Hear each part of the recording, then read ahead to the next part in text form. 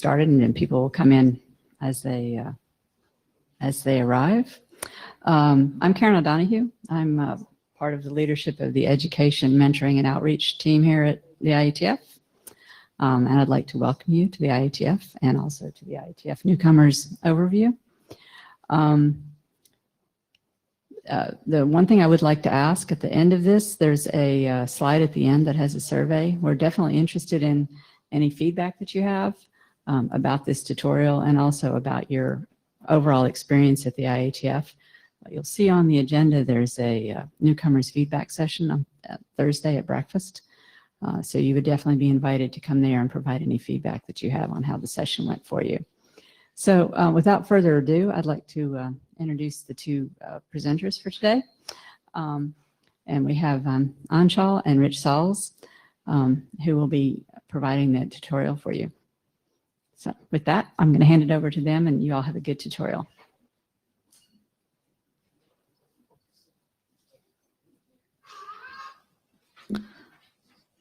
Hello, everyone. Welcome to IETF. A little bit about myself. I'm Anshul Malhotra. I'm a grad student at Boston University, USA.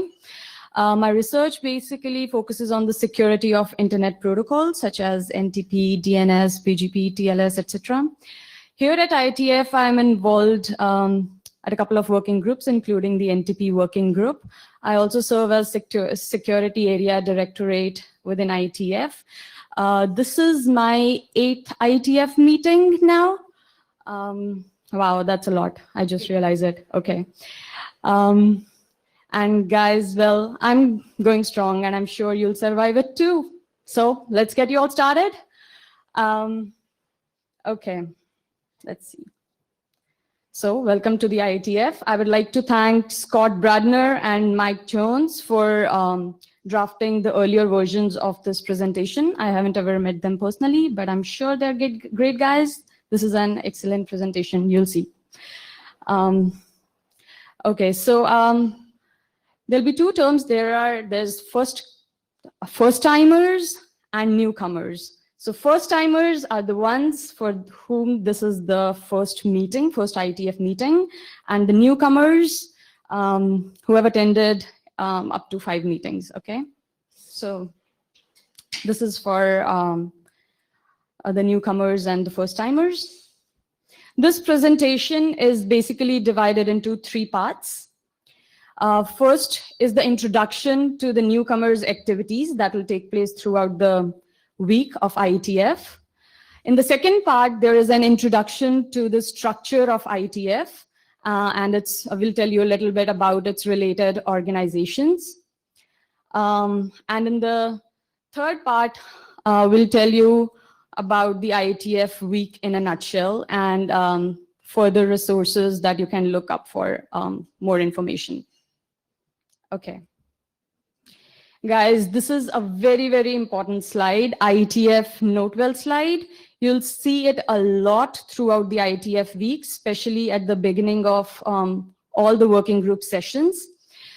This Notewell applies to all the participants of the IETF. It's basically a reminder that all the participants who are participating at IETF in person or remotely, they agree to certain policies. I do not expect you to read all of this right now, but I would recommend you should read it before you're participating at IETF. And the next slide, this is a list of all the documents that tells you all the policies that you abide by when you're participating in IETF. BCP stands for Best Current Practices. These are all the BCP documents. It's about internet standards processes, working group processes, all the working groups that are happening here. Then there are policies on anti-harassment procedures, code of conduct, copyright, patents and participation, and then there is this last one on privacy policy. It's the latest one, I think, that tells you about the how IETF handles all the information that you provide to them, if that matters to you. So you can read through all these documents. There's a link on the top of the slide that you can go to and read these documents. Okay, so we at IETF take a great effort to help you get you started through the week and to provide you all the necessary resources and information for that.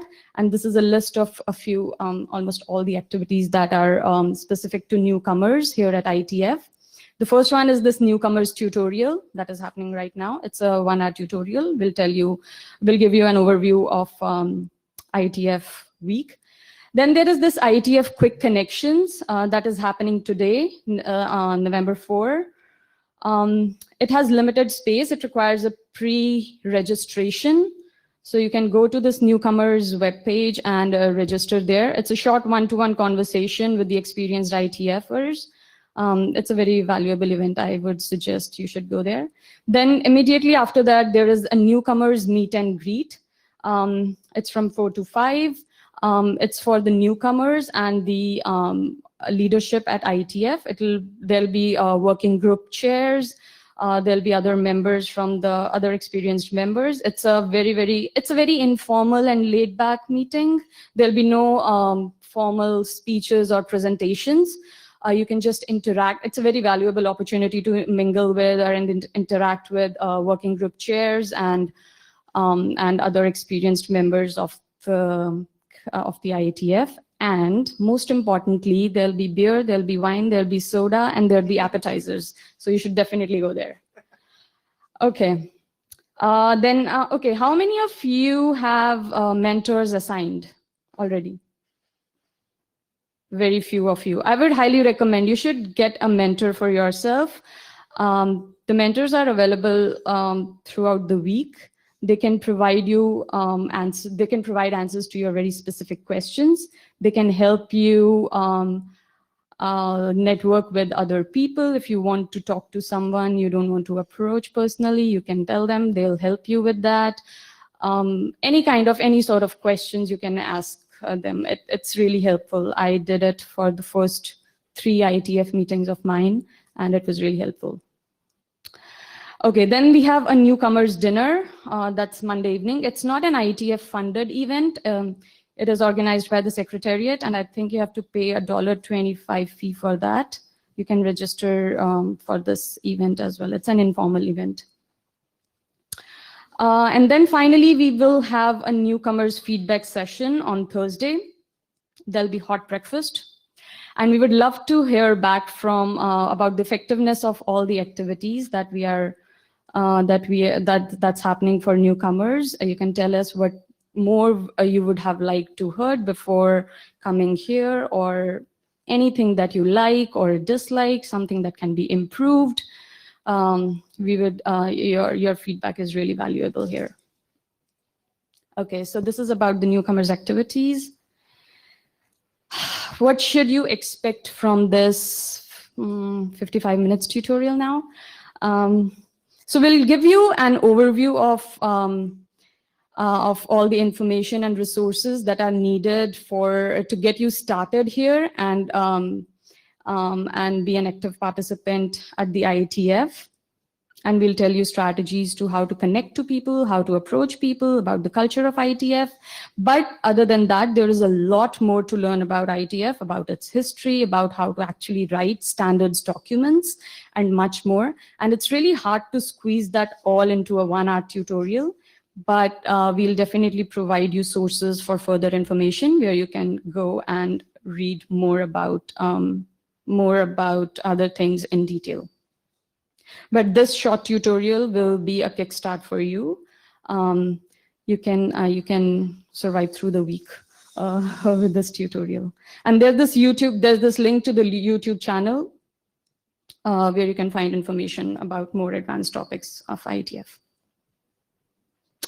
Okay, so the IETF, any questions so far, by the way? It's a good practice. You can come up to mic and ask questions. Okay, let's go ahead. So the IETF and related organizations, I'm going to give a little bit of overview about IETF and its related organizations. So first of all, very important IETF mission, and I'm going to read it aloud. The mission of the IETF is to make the internet work better by producing high quality, relevant technical documents that influence the way people design, use, and manage the internet. So basically, the IETF mission is to to deploy and maintain standards for internet technologies that can be used by everyone, ranging from an end user to internet service providers or other content providers. We try to make sure that the technology that we develop here is scalable, it's effectively deployed, and it is secure. And the mission of IETF is based on certain principles. So at IETF, we believe in open access, which means anybody who is interested can participate, see what's going on here, and if they want to say something, they can make their voice heard. One of the ideas behind IETF is to make all the participants, the list of attendees, all the working mailing lists, everything that's going on, all the discussions that are going on the mailing list public, so that everyone can see and participate and comment on it. The other principle is voluntary participation. So all the participants at IETF are highly motivated and self-driven towards furthering the mission of IETF.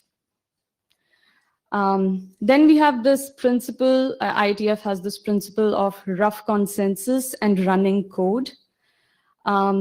So all the developments and work that go around at IETF is based on both sound engineering principles and the actual real-world deployment and implementation of all this work that goes here. So these are the few missions and guiding principles of IETF mission. Okay, so IETF is a standards development organization, but it is different from other standards development organizations that you might have encountered. So first of all, the participation at IETF is individual based. There is no formal membership criteria, unlike other standard organizations that usually have some membership criteria. Here, it's completely individual based. Second, IETF does not follow any formal voting process to reach a consensus. It's very unlike other standards organizations. Here we believe in reaching consensus, rough consensus, through a process called humming, and we'll talk about it later in the tutorial. We'll talk more about it in the tutorial later. Another thing that differentiate IETF from other SDOs is that there is no formal role of government or any other company per se. It's a very independent organization. Then, unlike other standard development organizations, IETF does not mandate any standards to anyone. It's a very bottoms-up approach. So it's a very market-driven approach. So if someone likes a proposal, they would go, they would develop it, they would implement it, they would deploy it, and then see how it works, and then provide feedback. And then there is this another iteration where we would improve it.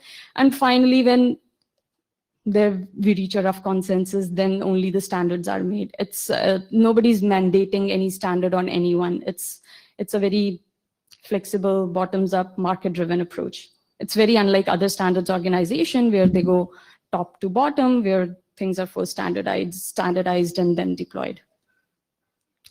IETF standards are mostly based on internet technologies, and it's unique. Okay. Any questions? Okay, so IETF is basically, the working of IETF is divided into areas, which areas are divided based on similar working groups. So on the slide, you see 7 areas, but it's very dynamic. It keeps changing. It keeps changing based on the needs. Sometimes a couple of areas merge to become one, or we can introduce new areas if need be.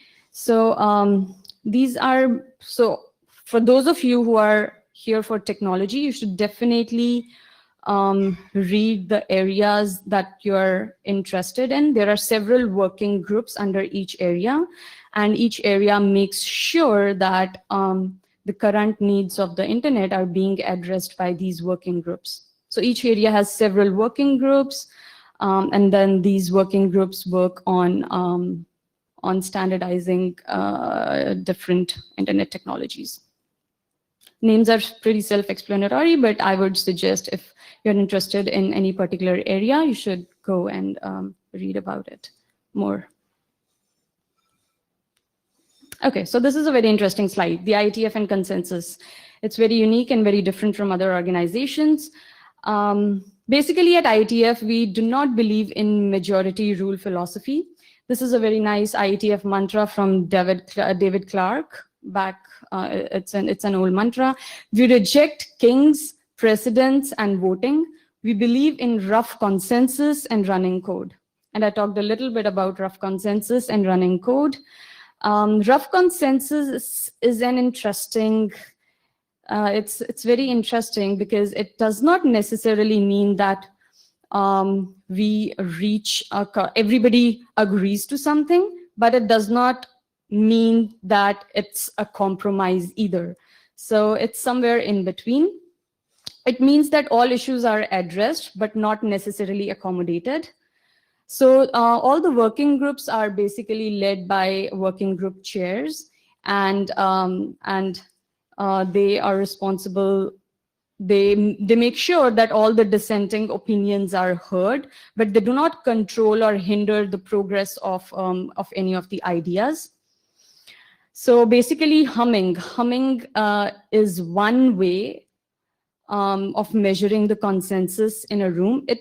It's basically the working group chair asks the people present in the room to hum, to measure the just to measure the temperature of the room, like how many people, just to judge on a spectrum of completely acceptable to completely non-acceptable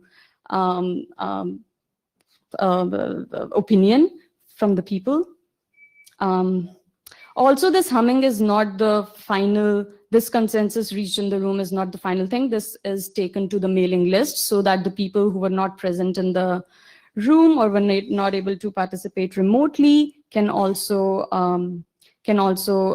tell their opinion on the mailing list. So the working group mailing list consensus is also taken into account. And there's this really interesting RFC 7282. I would recommend you should go and read it. There's a lot more about how the consensus is reached in IETF about the humming procedure. Okay, so the IETF culture. IETF culture is really unique. IETF is a very old organization, and you'll find very passionate, smart, and vocal people here. As I said, it's a voluntary organization, so the people here are very self-driven. They are highly motivated. Sometimes it's a little overwhelming, but in the end, I can assure you that what all of them are trying to make sure is to reach the best decision. So they're just very passionate about it. Second, technical excellence and topical knowledge is highly valued here. So no matter who you are, where you come from, who you work for, if you have something good to say, something really contributing, then people will listen to you. So do not hesitate. Always go in and ask questions and share your opinion. It's overwhelming, but you have to just go in and do it. Don't worry. Dress code. Yes, so there is no formal dress code. Mostly you'll find people here wearing t-shirts and jeans. Nobody will judge you for anything. If you're interested in wearing coat, do it. So whatever you're comfortable in, just go for it. Then since it's a very old organization, people have been coming here for 20 years. They have known each other very well.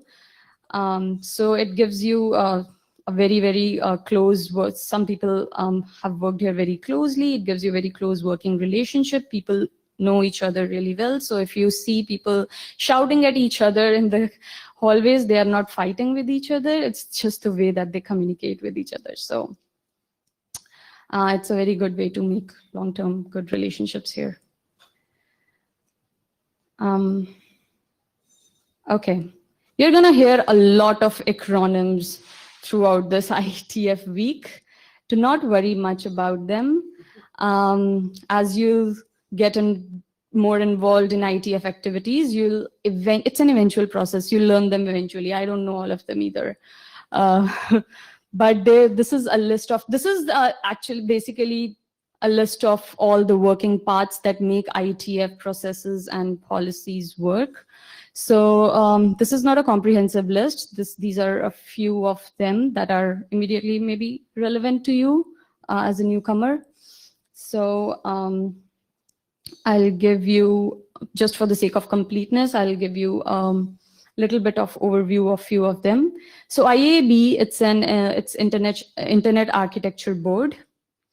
It basically provides an oversight of the internet architecture and the standards process for in the long time run.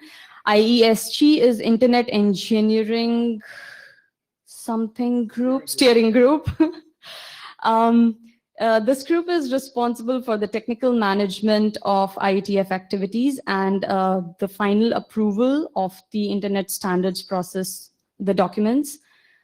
Then there is IRTF, Internet Research Task Force. This group is basically focused on long-term research problems in the internet. And its parallel organization, IETF, that is focused more on standardizing the immediate needs of the internet. So both of these work in parallel.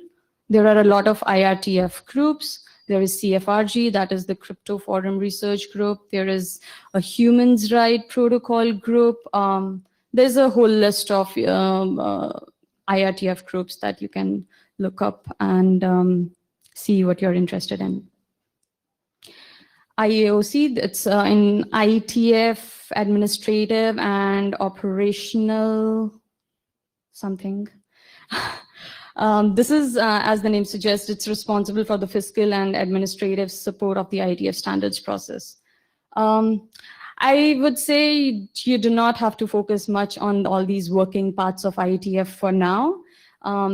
Just focus more on the technological areas that I introduced in the slides earlier, but you're free to read about these areas if you're interested, these groups, if you're interested in. All the information is available online. And with that, any questions so far? Okay, Rich. Thank you.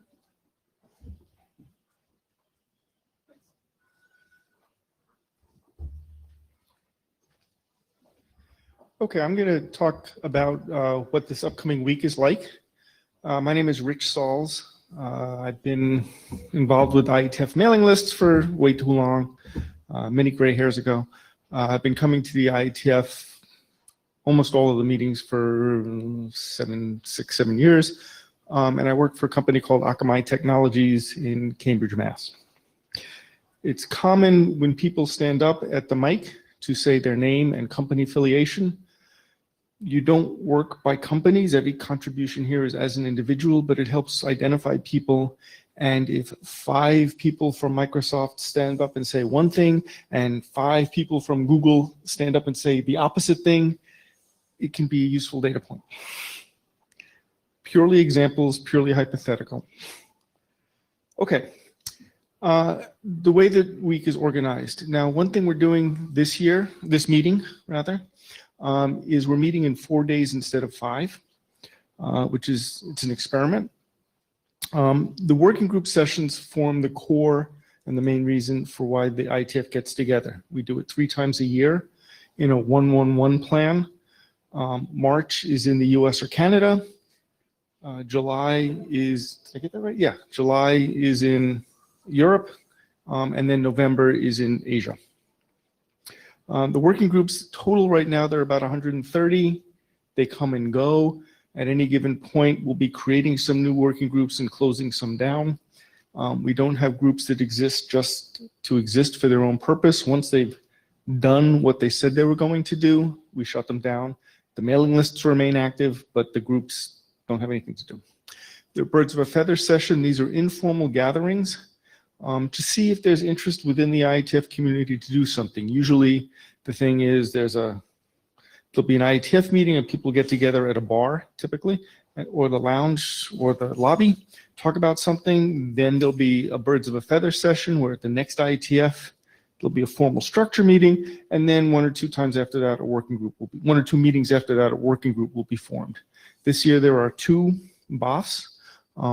They are all listed in the agenda, both listed in the agenda. IRTF is a parallel but independent organization, quasi-independent. They're also meeting this week. And Anshul mentioned some of the working groups that were involved there. There are area-wide sessions. You mentioned how the IETF technology groups are divided into currently 7 areas. There'll be, for example, a security area meeting where anything at all related to security will be discussed there. Someone will say, oh, I have this draft that where should it go? That'll be dispatched to something else. Each working group will either report or have previously written an email of what their status is and so on. A plenary. Plenary is an old Latin word that means everybody meets. There's one plenary meeting. It's in the big ballroom in the last session of the day, where all those alphabet soup organizations that were mentioned before give a short presentation. There's often an award ceremony for people, recognition, the Pastel Award, and others. The weekend before the meetings are hackathons and code sprints, where people, for example, want to do DNS security. They'll all get together in a room, I think it's on the 5th floor, and work on things over the course of the weekend. The education tutorials, the meet and greets and all of those happen on Sunday. And then the bulk of the week is the working group meetings.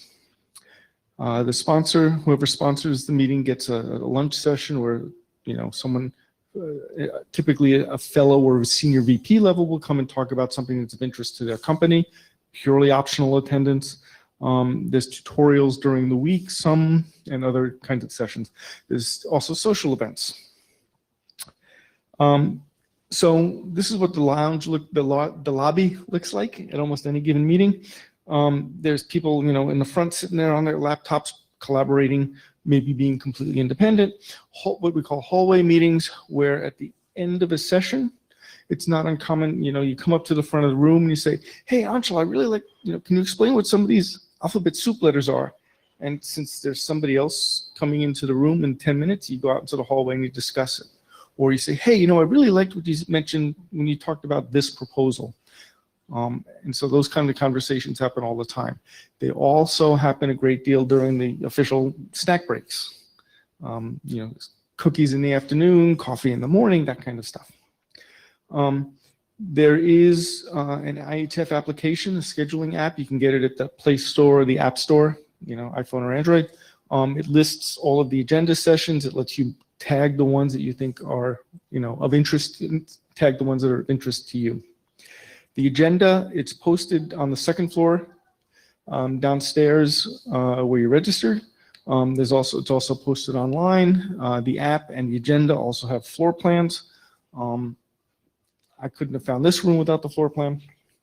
One hotel, London meeting, they actually made a game of finding all the meeting rooms because the floor plan was so complicated. And so if you got your picture taken at all of the meeting rooms, you won a badge or something. Okay, working groups. This is the heart and soul of the IETF. Most of the work in a working group is done on the mailing lists. That means that in order to participate in the IETF, all you have to do is join a mailing list. It's a pretty low barrier to entry. The groups, they're open to anybody. We have, it's a mailing list controlled by mailman. There's spam filters. Occasionally things get through. Very, very rarely. Occasionally, the chairs of a working group will pull someone aside virtually and say, hey, tone it down a little. You're being a jerk. The face-to-face meetings are for catching everybody up on what has been done since the last meeting, presenting in a format like this, what changes were made to the various documents, and then, asking for consensus or reviewing them and so on. We try very hard to enable remote participation. You see that the middle screen here is with Meet Echo, the gentleman in the back room. People can, in the IETF web pages, there's always a reference to Meet Echo, and you can click on web-based app that will let you, share your screen, participate remotely. There's a big red button up there on the table. When somebody remotely wants to talk, one of those two people listed, for example, they raise their hand using the app. They get put to the front of the queue, as it's called, and anything they say is repeated, broadcast through the speakers here. There can also be, it takes a little more advanced coordination, but they can be remote presentations where somebody has a document, a draft that they want to talk about, but they're unable to attend the meeting in person. With the working chairs and Meet Echo, we can schedule that, so that's possible. BOFs, as I said, they precede the formation of a working group. Sometimes it's a one-time deal. They don't always form a working group. We had one on network-based file systems. Not NFS, but think of, Dropbox and its analogs. And we had a meeting with that. We discussed it, and we said, no, the industry is proceeding along. There's not a great deal of interest in making, all of those different things, Google Drive and Dropbox all interoperate, so we're just not doing anything. They generally meet once. That's not quite true. They often, so often once, sometimes twice. Sometimes it can be once if it's really obvious we want to do some kind of work. Sometimes it could be twice. Sometimes it could be once, and then wait a year and come again, and so on. Meeting etiquette, how to behave, how to be a well-behaved nerd. The documents, try to read the ones that are of interest in your area or the sessions that you're going to attend, or at least skim through them. Expect that if you don't read them, when the people present, you will be at a loss, which is okay if you're just getting started. But because they won't talk about the whole document and all of the background, there will just be slides, and the slides are all very boring, black letters, full white screen, bullet list. Here's what changed since the last version. And if you don't know what the last version was, then the changes may not be understanding. But if it's, if the last version was non-existent to the new version, then it makes sense. But if you're looking at the changes between version 15 and 16, knowing what was in version 16 can help. Enjoy yourself. This is a fun time. It is fairly casual and relaxed, but also intense. Remember to sleep. Nah, sleep's optional, right? Do that the following week. One thing we try to do, I've noticed increased emphasis on this, is the last bullet, respectful and tolerant towards others. As Anshul mentioned, many of the people who come to these things have been coming since IETF 1, so that's 30, 40 years ago. And they've known each other for that long, so they can be brusque. They can be rude. They can be, not locker room talk, but they can be, not the way you would speak to someone you just met. Don't be put off by that. Okay? Just the way the sessions work, all of the working group sessions are organized exactly like this room. The chairs who are responsible for directing the meeting, who have previously set the agenda and so on, they sit up at the front table here. They can control the displays or delegate it to the person speaking. The person here, there's usually a pink box. There's a camera so that anything you say as a presenter is live streamed over the internet, and is also recorded for you later, put up on YouTube later on. The typical way things work is somebody will present, here's what's happened in my draft. Then they'll be, okay, are there questions? And there's a mic or two mics, depending on the size of the room, or 6 mics if it's plenary. People will stand up at the mic, and the chairs will recognize each person in turn. So someone will say, most of my involvement in the IETF is in security, so all of my examples are in security. So someone will say, hey, you mentioned doing this, and the key size is like 64 bits. I don't think that's strong enough.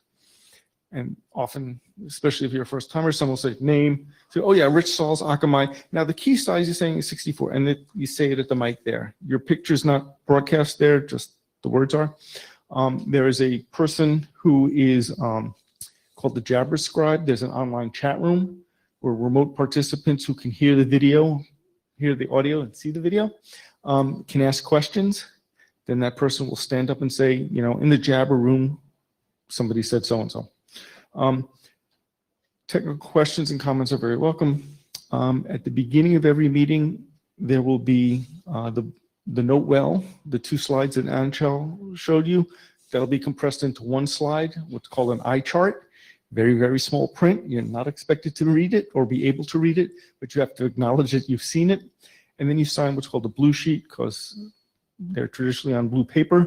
That shows that you understand the rules of participation, and you're willing to participate. The blue sheets are then scanned. They're also put all online and available. The meeting materials, everything that's presented, all the slides that are presented, including, like, say, this one, the agenda, all of that is stored in a website and available for perusal later on. There's an official minute taker, a volunteer picked, or appointed or picked by the chairs. The minutes are posted, reviewed by the working group, posted in the website as well. Okay, I'll come back to some of the other details. The IRTF, it's an activity of the IAB. The meanings of activity, disassociated, limited liability corporation, it's kind of all boring.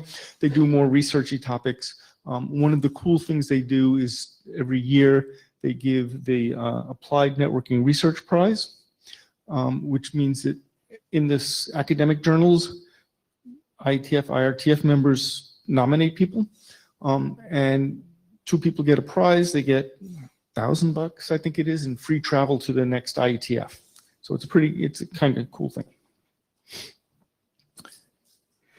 The bigger group meetings, I mentioned the area sessions, the plenaries, and lunch. Lunch talks are very, very informal. The plenaries usually get most of the people. And the area sessions get, a lot of the hardcore people who are interested. I really care about, the domain system. So I'm going to go to all of the DNS areas. The hackathons and code sprints, this is what they look like. The picture on the bottom is very representative. A bunch of people working at their, at their laptop in collaboration, oh, look here, we're all working in the same GitHub repo or what have you. We're testing interop, you'll see different vendors working and getting things working. There is a session, I forget when it is, but then the results of the hackathon, which were yesterday and today, will be publicly announced. Here's what we got. The 2 big hackathons, or one of the biggest hackathons I cared about was, we got 10 implementations of TLS 1.3 working before the draft, before the RFC was done. That was kind of cool. Networking and social events. I don't think we have a social event this time. The picture on the left is from Singapore. At the registration time, would buy a social ticket, usually $30 US, something like that. This one was from Singapore at the National Aquarium. It was kind of cool. The picture on the right, is from an IETF Sisters Lunch, SYSTERS. That's people who, women or self-identify as a female are all welcome to come to that. There's I think a breakfast, and there's a couple of social events. You can go. Some of the resources available. Picture soon. As Anchal mentioned, this is kind of being revised a little bit, but pardon me. The Secretariat are those people in the blue shirts. If you came here earlier, you saw them, working at the front trying to get all the laptops working. They're the people who come and set up all the signage. They handle all the registration. Anything related to the logistics of the meeting is the Secretariat, and also logistics over the course of the year. The RFC editor, that's people who, C++ is not their first language. English is their first language. They copy edit. They will track down and make sure all of the references in a document are correct, that the subject and the verb agree, and all of those kinds of things. The IANA staff, the Internet Assigned Numbers Authority, those are people who keep, again, on the web, the files and registration of all of the things such as what is port 80, that's HTTP, what is port 25, that's the mail protocol, what is 443, that's HTTPS, all the way through to what are the different kinds of records in DNS, what are the different packet types in IP, and so on.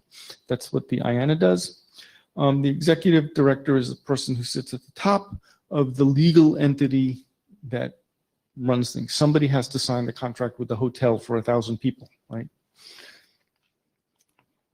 The ombuds team. Linda, wave. There we go. We take anti-harassment pretty seriously. If somebody is bothered or feels uncomfortable or feels they're being harassed, find Linda or either of these fine folks. Or you can go to the registration desk, say I'm looking for the ombuds team, and talk to them, and they will make sure your concerns are addressed. Badges, dots, and ribbons. We've stepped a little bit away from this. I have a blue dot. That means I chair one or more working groups. Linda has a green ribbon at the bottom. That means she's on the ombuds team. The host gets something. The color codes. If you see somebody with a dot or a stripe underneath, it means, oh, they're in a position of some kind of authority. It may be nothing, it may be a very big deal, but it also means that you can, if they have a smiley face, which I think they didn't do this year, this meeting, that means they're particularly welcoming and encouraging you to talk. There is also a bowl down by the registration desk with blank ribbons and markers and things, and you can make your own, so the ribbons mean less than they used to because there's a lot of jokes. Specific links. Tutorials are all available in one spot. And the meeting wiki, we use Track. It's a wiki system, right? Anybody can edit pages and add to them. I think there's a data tracker link. Okay. There's a first-time attendees mailing list. You don't have to be first time. It could be your first, second, third. Oh, it's been a really long time. What's the IETF like now? Anybody can join the list. You can find most of these things off the IETF front page. The sisters group call out in particular is, I think that's the only real affinity group we have. And then there were various mailing lists. There's one for all of the attendees. When you registered, you were asked if you want to join the attendees mailing list. Those of you who are on it have seen, for example, that the day before the meeting starts, it's mostly about how do I get from the airport to the hotel. When there's a social event, the bulk of the mailing list is, hey, does anybody have a spare social ticket to sell? Towards the end of the week, most of the mailing list is, I left my charger in one of the meeting rooms. Has anybody seen it? There's other lists for the traveling companions if somebody's bringing their spouse or significant other. There is a light program of activities for that, and so on. Information. So outside of the www.ietf.org, shift change. So outside of the www.ietf.org website, once you start participating, reading documents, contributing to mailing lists, and so on, this is really the most important site. datatracker.ietf.org. It has web pages for every single working group. They all follow the same structure. There's a database backing all of this stuff. It generates the web pages on the fly. You can see, you can't quite see it. So at the lower left here is a page on the tools. Those are the open source tools we use to produce the documents. On the data tracker on the right, you see there's the TLS working group. You can find lists, the active working groups. You can see all of them. So if you go to datatracker.ietf.org, group/edu, you can get a link to the slides that are being presented here. I think it'll also be sent out to the newcomers list. You can also find it through the IETF homepage if you look on the newcomers page and so on. the tool. So data tracker is pointing to the purple. The tools is pointing to the, what was it? Pointer. Cool. The tools is less interesting until you actually start writing documents. It also is even then becoming even less interesting because we're moving more towards doing things on things like GitHub and so on, and building automated script and tooling to make writing documents easier. But without a doubt, the datatracker.ietf.org is where you'll find all of the technical resources, pointers to the mailing lists, the mailing list archives, and so on. Remote participation, our fine MeetEcho team, as I said, they do all of the online streaming video. Those are captured, posted to YouTube. They are also maintained by the Secretariat on internal IETF servers. We recognize, we're recently recognized that YouTube videos aren't always globally available. There are countries that don't have that access to that, so the IETF is going to figure out what to do. But that only just now came up. MeetEcho, web-based tool, like I said, it works pretty well. It's gotten much, it's improved over the years as we give lots of feedback. They've developed this in collaboration with the IETF and its feedback. The network. This is like one of the cool things about the IETF meetings. The week before, a group of people swoops in, set up their own hardware, in coordination with the local authorities. They get their own, fiber optic lines to, the hotel, and we take over the whole network. So, Marriott access code, priority access, you don't need any of that. There's posters down near the reg desk that talk about this in more detail. I think there's one, right outside here. It's set up, by the day before the meeting starts. It comes down on Friday, after the last meeting ends, more or less. We have various things. We have IETF legacy, which is unencrypted. We have encrypted traffic. If you ever, so anything that says IETF or IETF-hotel, IETF NAT64, any of those are all run by the IETF. If any of them need a name and password, they are both IETF. So, there is a terminal room. It's still called a terminal room, even though terminals don't really exist anymore, right? And there are people there who can help. The biggest use of the terminal room is someone has to go, print out a document, or, boarding passes on Thursday night, very common. But there's also people there who can help. If you have network connectivity problems, you can create a ticket, and the network people are really very active. Some of the people running the IETF network have been involved in the IETF since day one, are Postel Award winners, and they still come, volunteer their time to come and set up this network that exists for a week. It's kind of interesting when you go to like a search engine, go to Google or something like that, and you can see that it first thinks you're in, I think for the first day, it thought I was in Montreal. So I was getting ads for Montreal restaurants. Then they updated all the information, and now Google recognized that I'm in Thailand, so I'm getting, Thai ads. Google, Bing, whatever. Jabber. XMPP, it is an IM instant messaging client, the instant messaging protocol developed at the IETF. There are a number of clients available. To join a chat room, it says usually, it's not usually, it's almost always. Working group name at jabber.ietf.org, that's a group chat. Everybody can join that. There's sometimes where people ask questions, hey, what did this guy mean, woman mean, when they just said this, or wait, that's really wrong. There's a lot of sarcasm and snarky comments. And this is how remote participants who don't want to do video get their input into the meetings. They can type something, and the official Jabber scribe will come up and say, so-and-so on Jabber said this. We also, in the Jabber room, the scribe also says, here's the deck that we're now talking about, page 2, page 3, page 4. It also, they'll emphasize who's talking at the mic sometimes if it wasn't clearly said by the person speaking. Above all, enjoy. A lot of A lot of people smiling, a lot of people tired by the end of the week.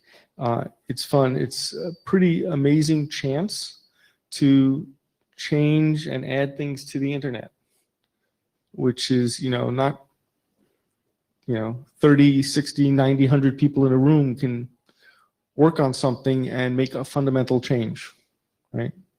That will affect literally billions of people. It's cool. The survey. Last time we did this, and Anshul and I both gave the survey, both gave this talk at the previous IETF. We had 3 respondents, and they all said, "Wow, cool." But we're really looking for feedback. Say, "Oh, Rich's jokes didn't go over very well," or whatever. The point is, all the responses are really listened to and paid attention to, even if there's only 1 or 2. So we encourage you to get the feedback. EduTeam is how to reach the people who organize this and all of the other tutorials. There's another one on how to bring in new work. There's various, I think there's a transport area tutorial coming up. So is that it? Okay. I'm going to end with an example of humming because it's unusual and it's cool. So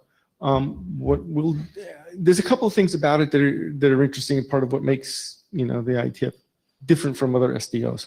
First of all, it's really hard to tell who else is humming along with you. So like if we did a vote kind of thing and people raise their hands, you could say, "Oh yeah, that, Jaya is saying in favor of that, so I want to be with him." You can't do that. So it's a much more independent decision. You can't tell, especially if you're standing here at the front of the room, who is humming. So I can't pick out people and divide them. We take the hums as a way to establish a consensus. So one of the slides Anshul said has, of course, this being the IETF, we wrote up a document, an RFC, on what humming means, how to do humming and what it means.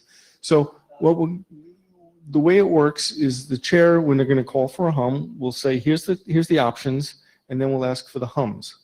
So the 3 options are, did you find this tutorial worthwhile? Did you not find this worthwhile? And then the standard question at the end, option at the end is always, you don't have enough information to know yet. So hum now if you found this worthwhile. Okay, hum now if you did not find this worthwhile. Hum now if you need more information. So we'd say we had a pretty good consensus that this was a worthwhile tutorial.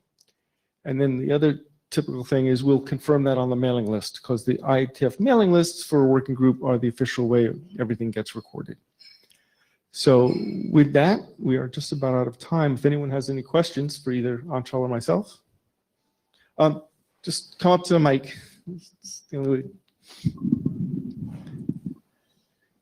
Hi, I'm Alice Russo. I'm part of the RFC editor. And I just wanted to point out that the RFC editor is here this week, as well as Ayanna, Sabrina from Ayanna. You can find us near the registration desk usually. If you have questions about what the RFC editor does or what Ayanna does, we're very happy to speak with you. And you have candy, right? Typically, there's also some candy. You don't have to have a question to come by and grab some candy. Hi, thank you very much. I'm Thiago from Brazil. My question is, has the IETF ever been hosted in Latin America? Yeah, like 2 years ago we were in Buenos Aires. Okay, thank you. It was cool. It's really neat. Just a precision. I'm asking the question because I think in the beginning you mentioned that the IETF rotates from North America and then Europe and then Asia, and Latin America wasn't in that rotation. Sorry for my, it has traditionally been the US or Canada, but we have that in Latin America, and I'm sure we'll do it again.